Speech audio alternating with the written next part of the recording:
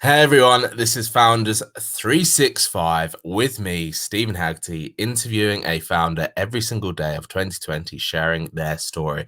Today, I'm joined by Dominica Roszko, I'm saying the name wrong, I knew I would, who is founder of Veggie Ruster. All these names, what are you doing to I me, know. Dominica? You're making me look bad, but it's all good. I'm sure people are aware of how badly I say names by now. How are you anyway? I'm very well. Yeah, it's lovely to be here. How are you? I'm very, very well. Thank you. Thank you for being on the show. So let's just kick this off with your opening title of Plant-Based Lifestyle Saved Your Life. Yes. That is a big, bold statement, and I love it. Yes. Well, it's been such an incredible journey. My background had nothing to do with food, nothing to do with nutrition, nothing to do with making people to feel better on the, physical and emotional level. I was trained and had a degree in strategic management and How times change. marketing. Yeah, and don't get me wrong, I loved it. And when I moved to London back in 2006, at that time I've been aware, and I knew exactly that I'm unemployable. I Yeah. just cannot be the employee. Within the short period of my 6 years of working, I changed jobs, probably something like close to 20 times or Wow. something. The Yeah. sign of a true entrepreneur. Yeah, and basic, Unemployable. funnily enough, there were mainly the middle and senior management positions. And oh my goodness, I felt so bored after a few short weeks. I felt so limited So with what I could what do. happened after 6 years of changing job and Well, getting to that I stage? lived in Poland. This is where I come from, and I just decided to try something new. And because I loved Great Britain since I was very little, and I think it was my uncle Impact here who was. He could speak the multiple languages, but English was his favorite. Yeah. So I started learning English when I was very, very little. But I think it all started there. And I just thought, yeah, why not? Let's see what's going to happen. Mhm. And when I moved to London for maybe 6-7 months, I just had like the random jobs just to get me Yeah, yeah. through. And then I thought, oh my goodness, I cannot do it anymore. I need to have my own business. And I opened a marketing agency, Mhm. which started actually growing very, very quickly. But my idea behind that business was really and truly to have more freedom, That famous word, the freedom word. You said it. We're uh, 3 minutes and 40 seconds in, and you've just said the freedom word. freedom, yes. And guess what? There was no freedom. Shocker. Absolute shocker. Yeah, it was. It was going so well, and I was busy, and there was the point when I started actually hiring people and had an Wow, office nice. for a short period of time.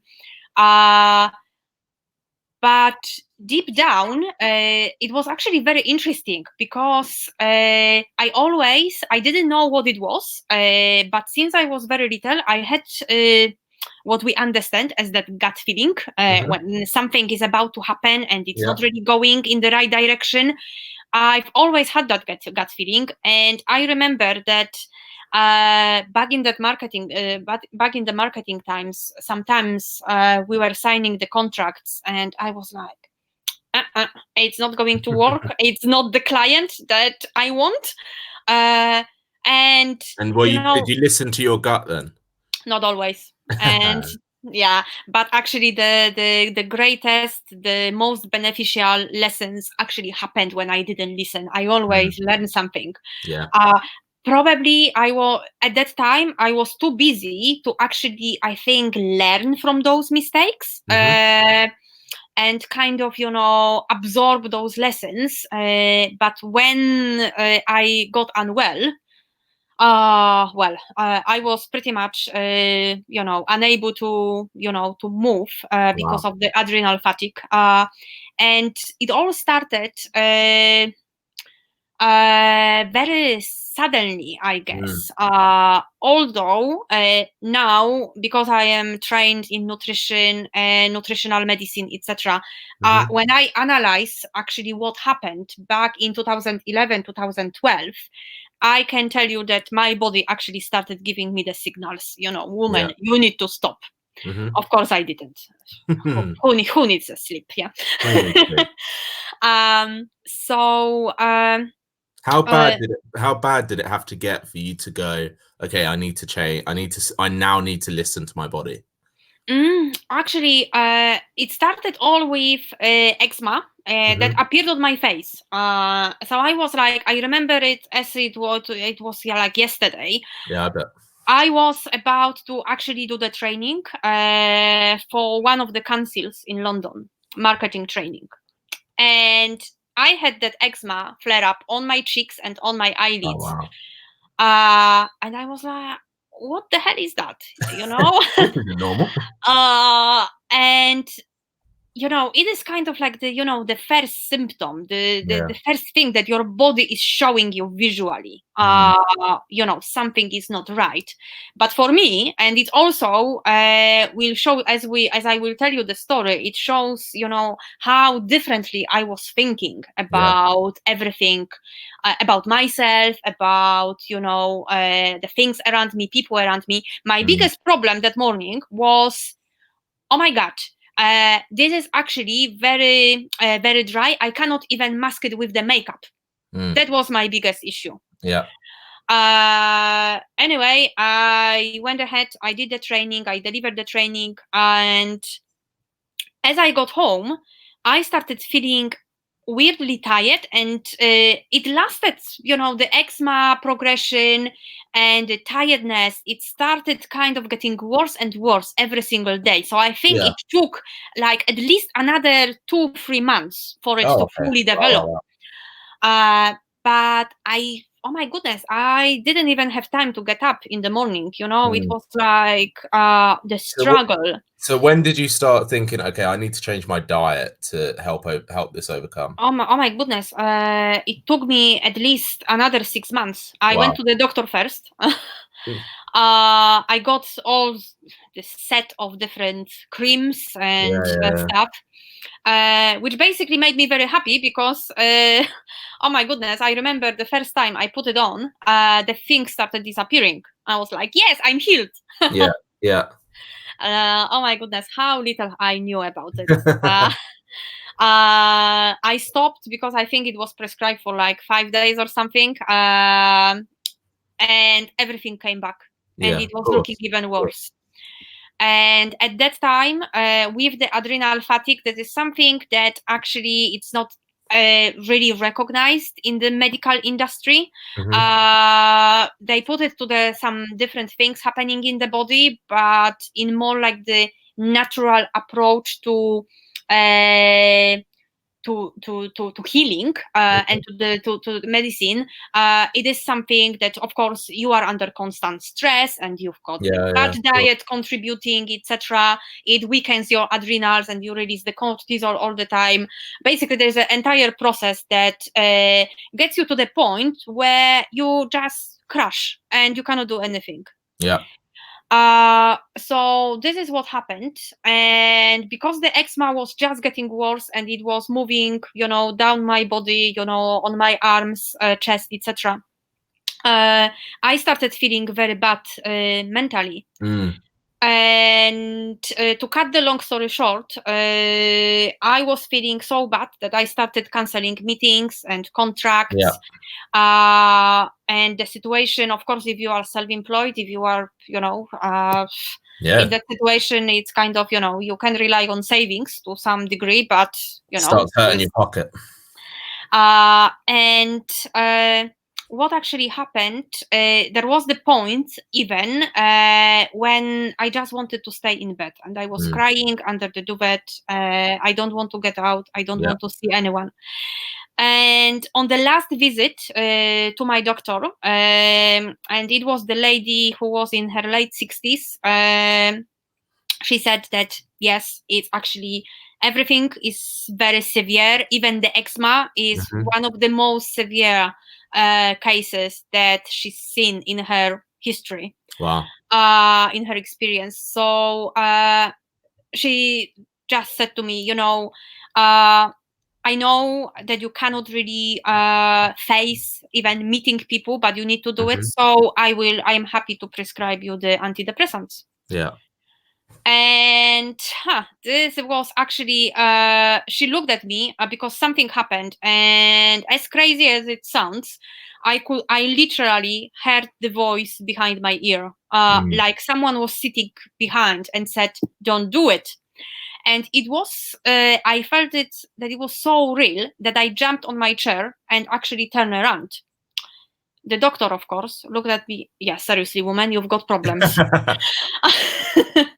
So I was like, oh, that's actually very weird, something happening here. And I said to her, I will let you know. I will take the cream for the eczema for now. But I will let you know about the antidepressants and etc. Yeah. And I came back home, and I must say that visit was the biggest breakthrough, I think, in my life, something that I really needed. And why I didn't think before about even going on Google to search for something. I didn't. I was just relying on those creams and different, like things most people do.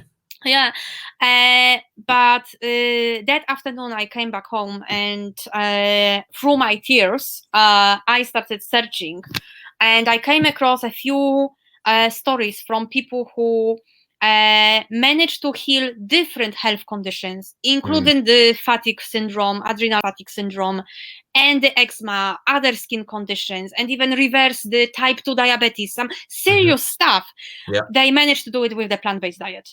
Amazing. And I was like, I've tried so many things, there is nothing to lose. So literally overnight, I decided to ditch dairy and meat completely. And that was the moment when the biggest obstacle started. Because similarly, like in the UK, in Poland, meat is the staple of the diet, as well as the diet, as well as dairy. Sorry. And I was like, oh my goodness, so how I should replace it? But at the same time, I was like asking myself the questions, do I need to replace it? Or maybe let's try to, stir fries usually are the easiest. So I remember that for the first 2 weeks or something, I was making different stir fries. Living off stir fries. And I was... yeah, they are amazing. This was also all before plant-based diet really got into the media and really started being pushed in front of people. And now there's hundreds of documentaries, TV shows, movies about the advantages of plant-based diets and things like this. So when you started researching it, how much information was out there for you to sort of readily read? There were only a few documentaries. One of them was Food Matters, I believe. I think it was the first one that I watched. Then there was another one about juicing, and it was the moment. Sick and fat, sick and nearly dead. Yes, exactly, the one. I watched that documentary, and I went on, after I saw that documentary, I did juicing for about 8 to 12 weeks non-stop. It was amazing. I loved it. I did it. So basically, it all started, I think it was the Food Matters that I watched first. And there was another one that I cannot remember the title. But literally, there maybe was we only had like, I don't know, maybe 5 movies available about the plant-based diet or the healthy diet even. Because it wasn't even really so focused on the vegan. It was like, decrease the amount of meat to minimum, get rid of dairy, etc. So I started experimenting, and I think that the one I think important thing here that we should really acknowledge is that I have never been afraid of experimenting, especially in the kitchen. Since I was little, I loved cooking. So I think it made it easier, and I can see it right now whenever I do the cooking workshops, based on the questions that some people ask. Okay, it's easy for me because I think about it as like such a straightforward things. But on the other hand, oh my goodness, I've been doing it since I was like 13 or something. Yeah. For you, it's normal. Yeah, so it helped me actually, all those questions that I started, getting from people on Facebook, on my blog, etc. They helped me to actually kind of design even the workshops in such a way that they are easy to follow. And I don't really like, the overcomplicated recipes, especially for the everyday life. I love my cooking, and I don't mind, doing something like the signature dish that you make once in a while. But, for majority of us, we have limited time. So ideally, the dinner should be ready in half an hour. And that's what I focus on during my workshops. When did you, so you got yourself better, you got yourself healthy. When did you then go, right, now I want to help other people and turn this into a business and start doing it in that sense? My problem was that I didn't really believe in myself. And I believe that I started the blog at that time because I wanted to document my journey and everything, and because I also started doing the juicing, that actually the juicing was the thing that cleared the eczema completely. So I think from the moment when I went vegan overnight, to really feeling strong again, feeling even better than I've ever actually felt before. It probably took maybe 2 months maximum. Yeah, I was back on my feet, etc. But also with a different consciousness, with the different way of thinking.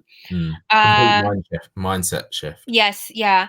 And the thing is that when you actually start digging and exploring, you come across so much stuff. It's the deep hole, and you can go. The thing is now, compared to when you did your research, and like you said, there were like 5 movies or 5 documentaries out there. Compared to now, if someone was in the same position as you were back then, there's almost too much information now. There's almost an overwhelming amount of information. So for you, how do you help people figure out what's right for them?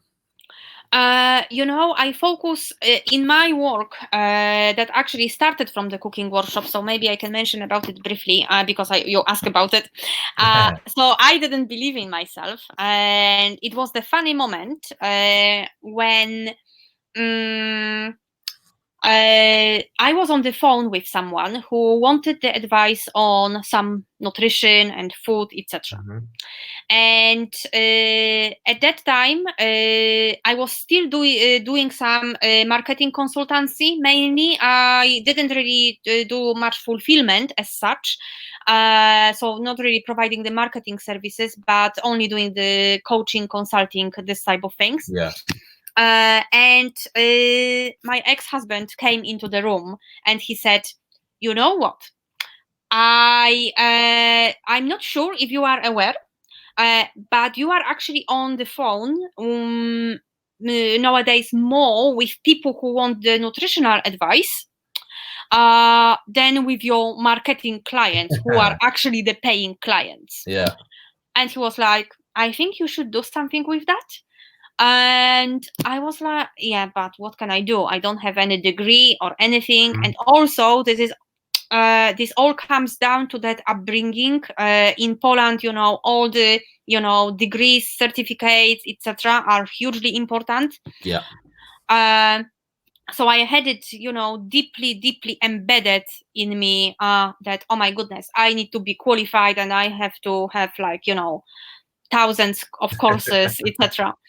And when I started thinking about it, I was like, yes, but actually cooking classes. I've been cooking for so many years. I love it. I can teach people how to cook. And that's how it started, with the cooking workshops. Amazing. But because, as you can imagine, people started asking me about nutrition. Again, I was like having those ups and downs. Yeah. Okay, but I'm talking only from my experience. Is this right? Is it wrong? So it was the moment when I decided to study nutritional medicine. And it was the beginning to the other things as well that now I incorporate in my practice. Did the studying give you the self-confidence to be able to offer it to others then, in like a paid-for format? Funnily enough, I started actually doing more kind of like the wellness coaching, health coaching, before I even graduated from my nutritional degree. Yeah. So I think it really even just came down to the fact that I was at the university. But later, when I started exploring other modalities, a little bit of herbal medicine, Ayurvedic medicine, and different things that I can incorporate, even things like the training that I did recently, and I think that it's very crucial for us to simply connect to ourselves. The practice is called soul body fusion. I use different things in during my workshops and during my consulting, health consulting, to help people on many different levels. What sort of people are you attracting in terms of who's coming to you for help? I can say, previously, when I started, they were mainly vegans and vegetarians, but because that movement is so big at the moment, they are not necessarily fully vegan people or fully vegetarian people. They are simply those who want to decrease their meat and dairy consumption, but they don't really know if their meals are fully balanced or not. Or maybe they have a certain health condition and they want to decrease their medications and are wondering. Of course, they watched one documentary, they read one book, the second book, and they found out that the lots of heart issues can be reversed and diabetes can be reversed. So those come very often. However, over the last, I think, couple of years, majority of my, definitely like 80% of my clients, of my patients are women, busy women, either running their own business or working on in some senior management, senior management positions with kids, or wanting to get pregnant, but facing all sorts of different female issues. Why is it, do you think, that those sort of people, busy people, executive, that sort of level, why is it that they seem to suffer more so with the health and the well-being? You always hear these stories of 50-year-old CEOs just dying and having a heart attack randomly. I really believe that everything really comes down to stress, and of course stress is not only in the workplace. Stress is even lack of sleep. Stress, the stressing situation will be the food that our body is not really happy with. So all sorts of different ready meals and processed foods that are stuffed with trans fats and sugars, etc. And smoking and alcohol, it really plays a big role. And I know on my own example, I started smoking when I was 15, and I smoked loads during the day for like 10 years, and I gave up just before moving to London. But I was at the point when I was smoking 40 cigarettes a day. Wow, that's an expensive habit.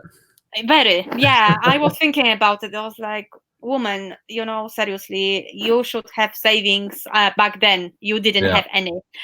And also, when I started the marketing company, the only free time that I had, because I often was also working over the weekends for a few hours. Yeah. So the only time I had was pretty much Friday evening, Saturday evening.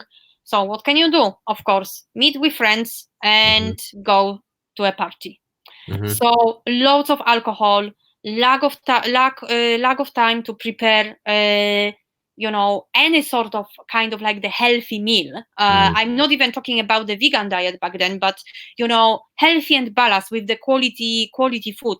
No, it just didn't happen. There were just kind of ready meals, something prepared quickly, grabbed here and there, and yes, even like sometimes when I kept telling myself, actually, I need to write this proposal, that proposal, I need some wine. So very quickly, actually, the drinking habit moved from Friday and Saturday to pretty much the entire week.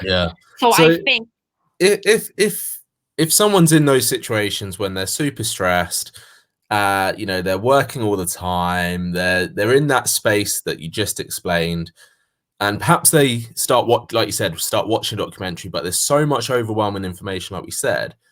What's an easy thing for them to sort of get started on, to start opening that door to healing themselves and making themselves less stressed and healthier overall, really, and living longer, really, let's face it? Yeah, I think that very often I see that, and I think we are all guilty of it. We are trying to, we have those. We are motivated and we want to do so many things, and we overwhelm ourselves with all those new habits. Don't do it, because if it's too many things, you will probably stick to it for a week, if lucky, and then you will give up. And you will go back to the old habits, old patterns, or rituals, we can say. So if it's something diet related, definitely dairy has the biggest impact on our health, and it's very pro-inflammatory as well. So if there is any kind of even the conditions like arthritis or any sort of the inflammation in the body, which actually comes with most of the modern illnesses, we can say, dairy will only trigger it. Dairy will trigger all sorts of different allergies, and it doesn't mean that we need to be intolerant or allergic to dairy or lactose. It still has an effect. Yes, especially if someone has asthma, it will be very kind of mucus forming in the throat. It is. So I often have clients and they come, I want to give up meat, but I'm not sure if I can do it, and this and that. And I always tell them, say to them, you know what? Stick to your meat for now, but if you can do anything to help you right now, diet-wise, start with replacing dairy products with something else. And we have, back in 2012, I used to actually make the almond milk at home, because there was not even almond milk in the shop. There probably was only soya. And we have so many beautiful alternatives. Oatly milk. You can even Oatly, the oat milk from that Swedish company. They just a few weeks ago, I noticed that we have whole oat milk, skimmed oat milk, and semi-skimmed oat milk. So, and actually, I tried all three, and they really taste different. Oh wow! There is a difference. Yeah. Then, of course, we have those soya milks. which of course is not everyone likes them, but they can be beneficial in some situations, especially for women during the menopause. Then the soya products actually help them to feel better, along with other things, but it's one of those cases when soya is actually useful. Then we have different nut milks, etc. So it's good to actually experiment and see, okay, I like the tea with milk. Okay, so let's see what milk I can use for my tea. And then slowly move, maybe if you like yogurts, there are different types of yogurts available nowadays, so it's much easier. Cheese is probably still a bit tricky. There's still not really good vegan cheese. There is actually, I don't know if you tried the Applewood. Okay. Yeah, so they launch the vegan cheese, which is actually slightly, it is actually really good. It even melts. Oh, wow. Yes. So I'll actually, and it's very kind of smoky as well. So I think it is the best one out there. But again, there are cheeses that I tried and I was like, oh my goodness, what was that? And it all comes down to taste buds. There are people who say, oh my goodness, how can you say that? That's the most amazing cheese replacement ever, or cheddar or something. So it all really comes down to, the taste buds. And we all, there is even the famous, I think, I can't remember who said it exactly, but there is that saying that one person one person food is another person's poison. So one food, it might be good for us. For instance, I don't suffer from any problems with the digestion, or I don't have the celiac disease, so I can eat gluten and I feel good. But for someone with the gluten intolerance or the celiac, they will die. So we need to be aware of that kind of, we can say, bio-individuality as well. That's a good word. Bio-individuality. There we go. That's what it is, really. So even when I create the plant-based meal plans, they differ, of course.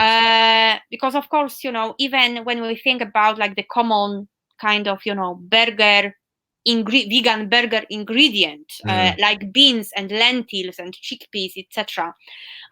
Some people will have no problems with digesting them, and they can have them every single day and they will feel perfectly fine.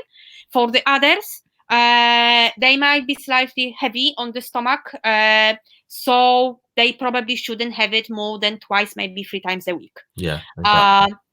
So it is very important to be actually connected and listen to our body, because it speaks to us all the time. We are just kind of too busy doing things, and we don't listen. We stop listening to our body. And usually you only start listening when something drastic happens, or it's too late, sadly. Yes. Dominica, listen, my last question to you is, and you've already given so many tips, but my last question to you is, what are 3 tips that you can give someone in that stressed out, no time situation that they can do that isn't going to overwhelm them, but is going to be beneficial to their lives, beneficial to their health?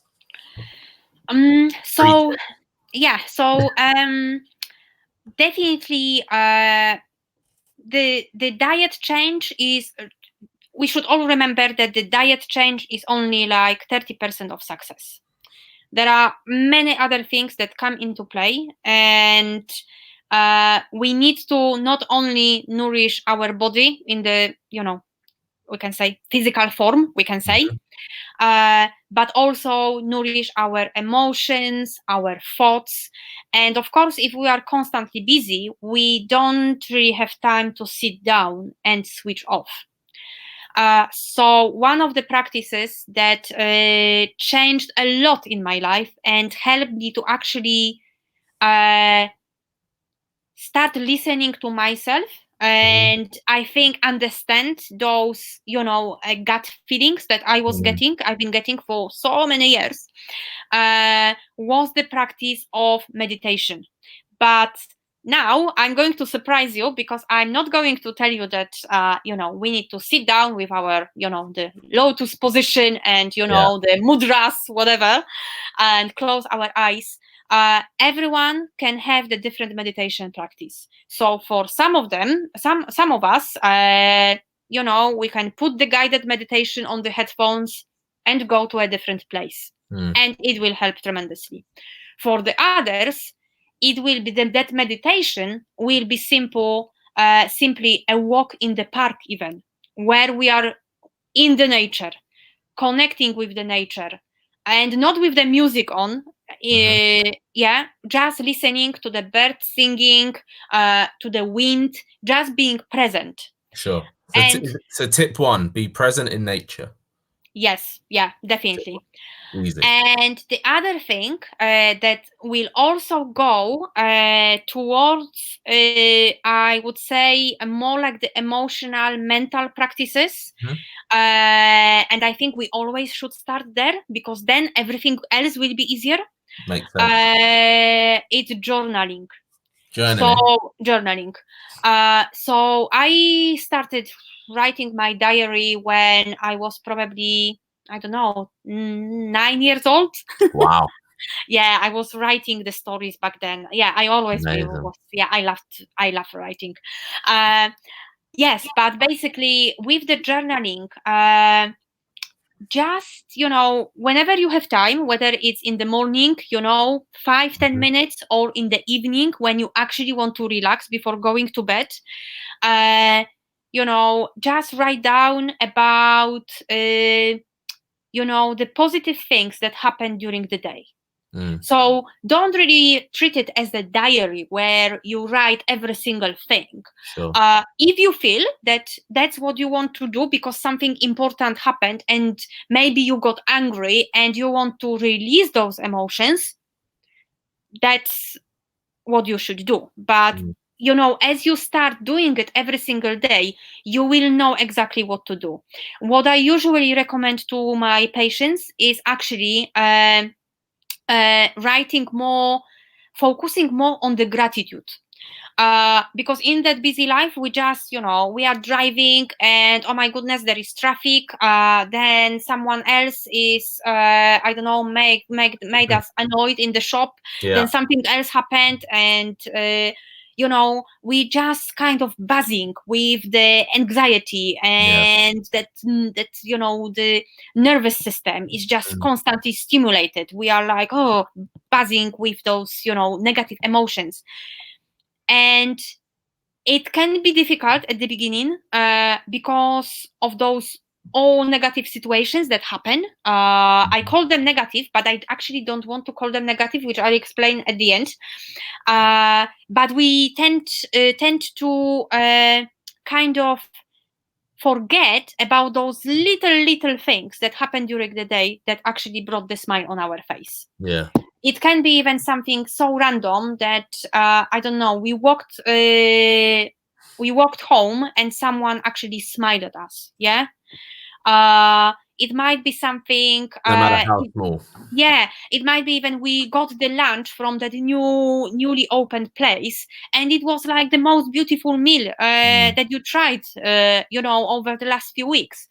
And as you actually start doing it regularly, you will train yourself to be more present and notice those positive things. Yeah. And the first thing is definitely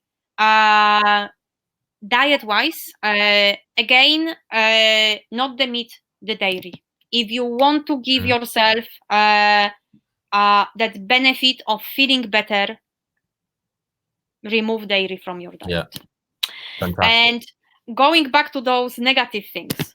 So when you think I've always believed that it was just like a couple of years ago when I actually, we can say, I managed to describe it. And I remember it was actually on one of the workshops about nutrition. And I was sharing with the attendees some of my more like the spiritual practices and what I do and meditation, etc. And I said to them, because there was the question from someone about, the constant problems that we are being bombarded with in life. And when we look at the problems as the problem, we actually sometimes, very often actually, we make the problem much more bigger always than it is, because we keep overthinking and making stories in our head, etc. It is only the obstacle. But the obstacle, when you imagine the rock in the river, and the way how the river behaves, the river is not breaking through that stone. It's just gliding around it, so finding its way around it, but in that kind of like loving way, we can say. So when you actually approach it just as the obstacle, not the end of the world, far from it, and as the lesson, because it comes here just to teach you something, then it will, as more things will happen, of course, in life in the future, it will make you easier to go through it. And especially if you are journaling, you give yourself that freedom to express yourself and your feelings, because we tend to keep everything, inside. No, I'm not going to talk to it, I'm fine, but far from it. And that's the problem, because we keep those emotions in so deep inside without releasing them. So it will, those emotions, though, those emotions that are building up, they will find a way to explode as the illness. So that's what I think. No, Dominica, listen, I feel like we could chat for hours about this, and you've got so much value to give. If anyone wants to get in touch with you and speak to you directly, what's the best way for them to do that? Is that Facebook, LinkedIn? It is definitely Facebook. So my Facebook page is Veggie Rasta. There we go. Yes, I'm always there and sharing a lot. Also on my personal profile, I got lots of questions. So fantastic. Cool. It will be amazing Dominica, to connect. Thank you so much for being on the show. I've gotten so much value and knowledge from you, and I hope everyone else has as well. And I definitely think they have. Really, really appreciate your time. Thanks everyone for listening. Thanks everyone for watching. This has been Founders365 with me, Stephen Haggerty, and this was episode 44. Can you believe it or not? But join me next time and enjoy the show. Enjoy the journey, everyone.